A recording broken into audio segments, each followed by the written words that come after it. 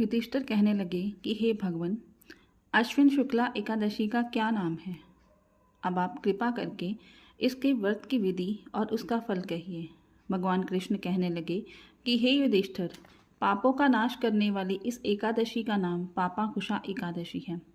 इस दिन मनुष्यों को विधि पूर्वक भगवान पद्मनाभ की पूजा करनी चाहिए। ये एकादशी मनुष्यों को मनवांछित फल देकर स्वर्ग को प्राप्त कराने वाली है।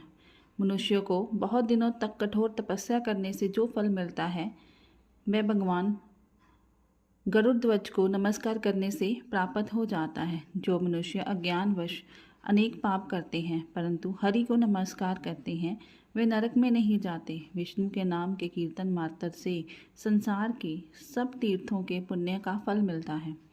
जो मनुष्य शारंग धनुषधारी भगवान विष्णु की शरण में जाते हैं, उनको कभी भी यम यातना नहीं भोगनी पड़ती।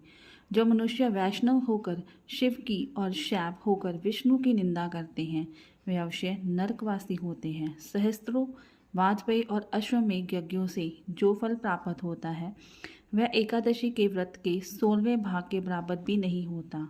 संसार में एकादशी व्रत के बराबर कोई पुण्य कृत्य नहीं है। इसके समान पवित्र तीनों लोकों में कुछ भी नहीं है। इस एकादशी जैसा पुण्यदायी कोई व्रत नहीं। जब तक मनुष्य भगवान पद्मनाभ की एकादशी का व्रत नहीं करते हैं, तब तक ही उनकी देह में पाप का वास कर सकते हैं। ये एकादशी स्वर्ग, मोक्ष, आरोग्यता, सुंदर स्त्री तथा धन अन्न को देने वाली है। इस एकादशी व्रत के बराबर गंगा, गया, काशी, कुरुक्षेत्र और पुष्कर भी पुण्यवान नहीं हैं। हरिवासर तथा एकादशी का व्रत करने और जागरण करने से मनुष्य विष्णु पद को प्राप्त होता है। हे राजेंद्र, इस व्रत के करने वाले 10 पीढ़ी मातृपक्ष, 10 पीढ़ी पितृपक्ष तथा 10 पीढ़ी स्त्री पक्ष तथा 10 पीढ़ी मित्र पक्ष सभी का उद्धार कर देते हैं। वे दिव्य देह धारण कर चतुर्भुज रूप को पीताम्बर पहने और हाथ में माला लेकर गरुड़ पर चढ़कर विष्णु लोक को जाते हैं।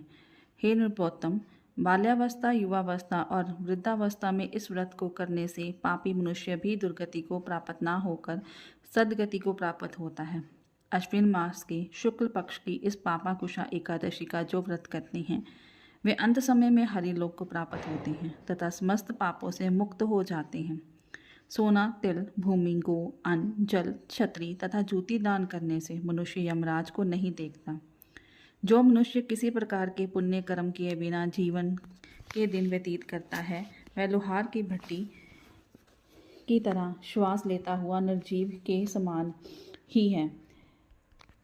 निर्धन मनुष्यों को भी अपनी शक्ति के अनुसार दान करना चाहिए तथा धन वालों को सरोवर, बाग, मकान आदि बनवाकर दान करना चाहिए। ऐसे मनुष्यों को यम का द्वार नहीं देखना पड़ता तथा संसार में दीर्घायु होकर धनाढ्य, कुलीन और रोग रहित रहते हैं।